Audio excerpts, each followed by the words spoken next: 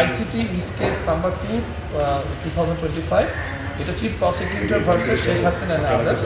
এটি করেছে 20/5/2026। আমরা মনে করছি যে কোনো একটা লিঙ্ক থেকে কোনো একটা সফটওয়্যার ডাউনলোড হয়েছে ফোনে এবং পরবর্তীতে সেটা কম্প্রোমাইজ হয়েছে পুরো সেটটাই। তো সে যেই সফটওয়্যারটি ডাউনলোড হয়েছে, যে গুড অ্যাক্সেস টুলসটি আছে, সেটাকে আমরা রিমুভ করতে পেরেছি।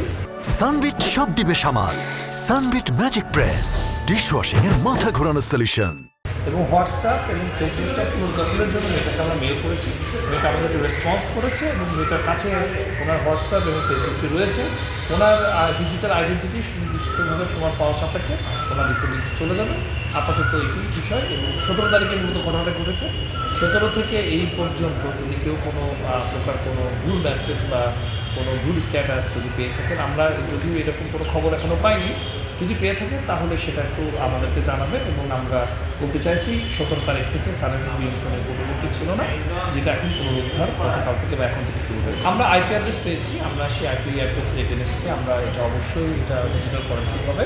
তো আমার মেটার কাছে যেহেতু আমরা জানতে চাইছি, তো ওনারা উইদিন এ উইক আমরা আশা করছি তারা আমাদেরকে রিপ্লাই ব্যাক করবে এবং রিপ্লাই ব্যাক করার পর আমরা সেই অনুযায়ী বাকি স্টেপ নেব। ইতিমধ্যে জিডি হয়েছে এবং আমরা ফেসবুকে মেটার কাছ থেকে যখন আমরা আইপি অ্যাড্রেসগুলো পাবো, তাদের বিরুদ্ধে মামলা রুজু হবে এবং তাদেরকে শনাক্ত করে যথাযথ ব্যবস্থা নেওয়া হবে।